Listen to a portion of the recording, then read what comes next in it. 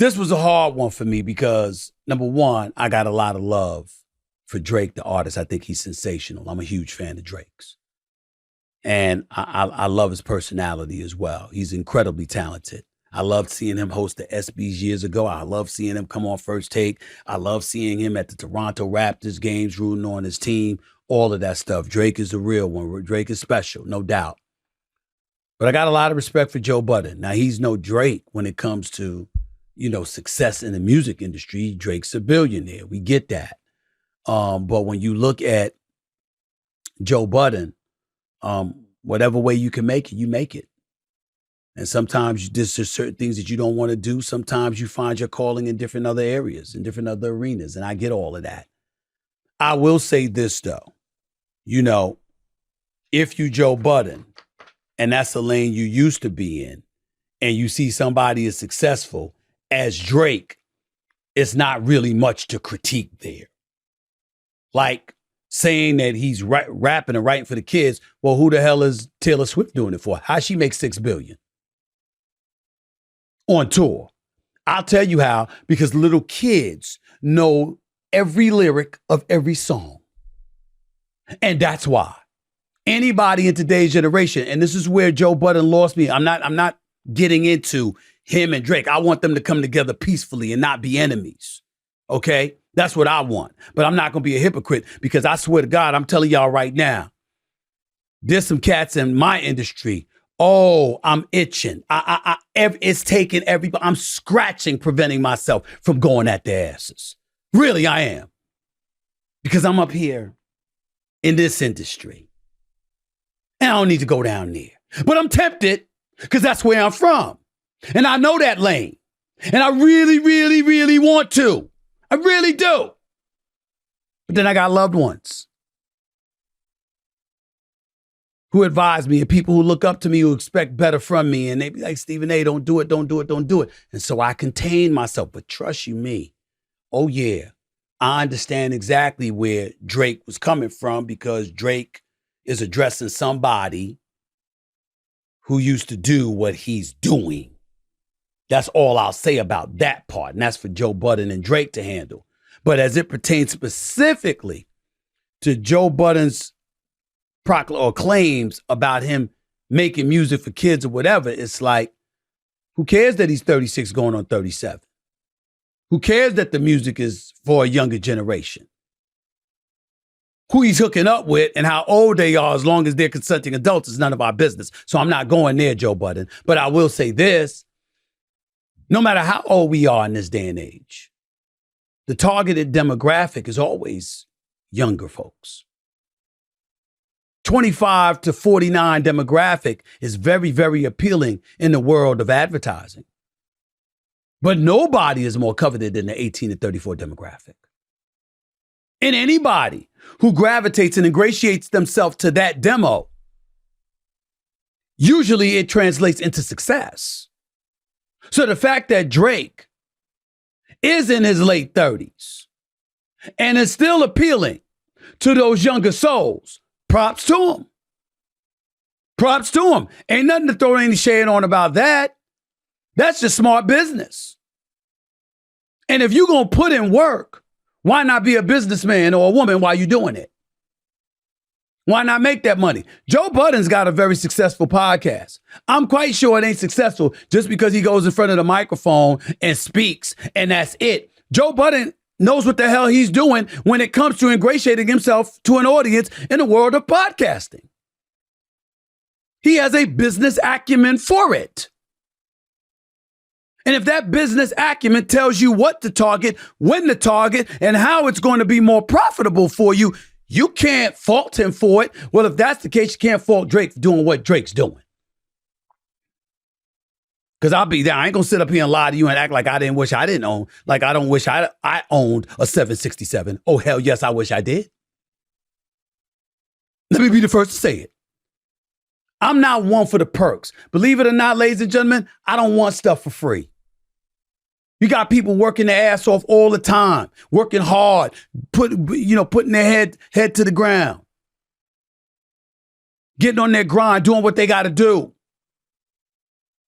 They need money too. They don't need offering somebody else's their services for free. I get that part.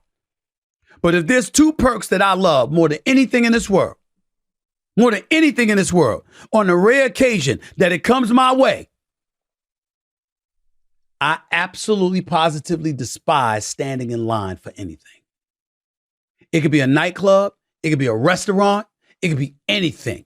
It could be me at the store trying to buy something.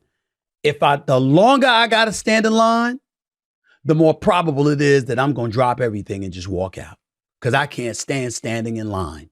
I hate that. The other thing is the occasional luxury that I'm able to achieve when I go on a private jet. It's rare. It ain't all the time. It ain't most of the time. But on a rare occasion in my life, when I've been on a private jet, it is the one perk in my time. Not a mansion, not a huge home, not some penthouse apartment, not fancy cars, not vacation trips around the world. The one perk that I wish I had, unadulterated, uninhibited, without a concern or worry in the world, is to never have to fly commercial again in life because I fly private all the time. That's what I wish I could do. I will never, ever, ever in this life feel like I've made it until I can afford to fly private at all times. Until that day comes, I ain't make it nowhere. I got my head to the ground. I'm on my grind. I'm doing what I got to do. That's my life. That's the life that I live. That's what I deal with. Drake owns a 767. He didn't have to go that far with Joe Budden in the first class occasion. That was kind of low. But obviously, they got a rivalry. They got something going on, and it's messing with Drake, and he felt the need to speak up and defend himself or whatever the case may be. You come out with a new album for the first time in a while after people have been clamoring for you to come out with an album, and the first thing you hear is a criticism from a guy that you've heard criticism from before. I get it. And if you Drake, you're going to take it personally because I'm looking at some of Drake's numbers here. He sold over 170 million records worldwide, has achieved 11 number one albums on the Billboard 200 and 12 hits on the Billboard Hot 100. Billboard named him as, quote, artist of the 2010s decade and the 16th greatest artist of all time. He's earned 107 top 100 hits. Top 10 hits. 107 top 10 hits on the Hot Rap Songs chart, with 25 of the songs reaching number one. He also has 5 Grammy Awards, like I told you, with 51 nominations. He's won 6 American Music Awards from 34 nominations. Instagram followers. Drake has 143 million. Joe Budden has 1.7 million. Joe Budden doesn't have any Grammys. He's got 2 nominations. He has 8 studio albums, 2 collaborative albums between 2003, 2016. In a 2018 article, Budden claims he still made $18,000 a year from his 2003 hit Pump It Up, which peaked at number 38 on the Hot 100. Budden's debut album, Joe Budden, from 2003, sold 95,000 units in the first week and went on to sell over 420,000 copies in the U.S. Look, there's some people that never achieved what Joe Budden achieved. So ain't nobody here disrespecting him. I respect the hell out of Joe Budden. I've gotten to know him personally over the years because he's come on my sports shows and talked sports, and I've been on his podcast, which I enjoyed. Drake, statistically, numbers-wise, dollars-wise, is clearly on another level. It's just that simple. It's just that simple. But in the end, what it comes down to is Drake speaking up for himself, which he has every right to do. I'll be damned if I'm not tempted to a lot of times. And at some point in time, you get tired of people talking shit. People say the same thing about me. You know, I get tired of me talking shit. I'm not talking shit. I'm doing my job. Okay? Trust you. When I'm not at work, I'm not thinking about you much, whoever that may be. Okay? But when I got a job to do, I'm going to do it. I'm a sports reporter. I'm a pundit. I'm a commentator who's now ventured into entertainment, pop culture, and of course, politics. That's my life now. But I do try never to get personal. People's personal business is their business. This isn't personal. It's personal, actually, but it's not their personal business. Talking about music and stuff like that. All I can say is that let's try to come together, y'all. They ain't got to shake hands, hug one another, kiss babies, and all of that other stuff. But we got enough friction in this world. Let's not create somewhere none needs to exist. Even I had to accept and absorb that lesson. Because trust you me, like I said, I've been tempted. I've been tempted to get into quite a few motherfuckers' asses. Excuse my language. But it's necessary because it came out like that. Because that's how tempted I've been. Then you got to bite your tongue. Or you got to make sure that when you speak in a manner that's just basically addressing a situation for what it is, as opposed to the added level of vitriol that comes with it. That's where I'm coming from with it. I hope y'all can see that. So Stephen A. Smith was on his podcast and he decided to react to the Joe Budden versus Drake beef. Like I said, everybody's giving their 2 cents and opinions at the moment. I heard Roy and Mal had some shit to say. I have to go listen to that. You'll get a video about that tonight. But right now, talking about Stephen A. Smith reacting to the Drake versus Joe Budden beef. And while he says in his video he fucks with both Drake and Joe Budden, he kind of understands where Drake is coming from. He has to appease and appeal to a young crowd, and that's just what's working at the moment. He has to keep making himself global in the type of music that he's making. And while I don't disagree with that point at all, I just feel like he needs to be with the right young person in the room, just not Lil Yachty. That is my only point. Because Lil Yachty fucked up for all the dogs for us. Drake is clearly confirmed it, saying that he was in the studio with him, writing with him, helping him come up with records and hooks and stuff, and they were just in this collaborative mode coming up with this mid-ass album. And it shows that Lil Yachty was in the fucking studio. It's kind of like the nigga didn't even release the album and this was a mid Lil Yachty album. It's crazy when you fucking think about it. I'm saying, Drake, you wanna be in the studio with some young niggas, just make it be the right young niggas. Get in the studio with Simba.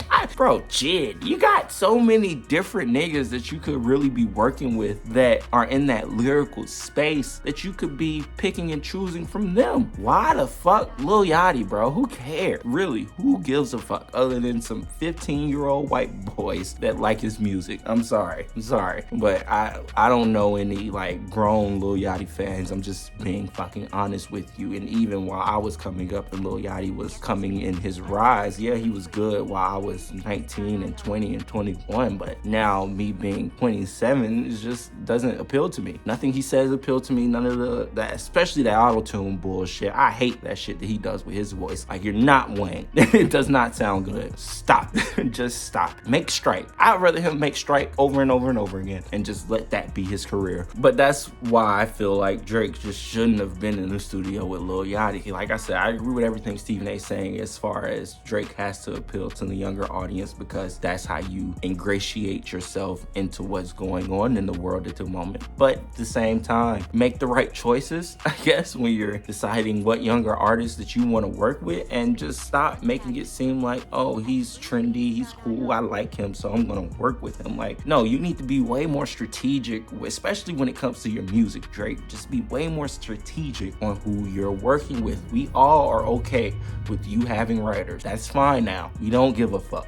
Just be strategic in who you're fucking working with. That's why Kanye is kind of still able to do what he's able to do when it comes to his music, because he is very strategic with who he works with. He's not just going into the studio with any old body just because they got a name and I like them. No, he's not doing that. And that's what you did, Drake, and that's where you fucked up. But anyways, what do you think about everything Stephen A. had to say and my ongoing thoughts about this album? I'm just like, look, we're here, we're talking about it, so I'm just gonna keep giving my 2 cents. Been still listening to it for the past 4 days, and yeah, it's not good. Anyways, let me know what you think in the comments below. I am Savvy Mike, and this is I Am Savvy Mike TV, and like I said, I do not blame Drake, I blame Lil Yachty.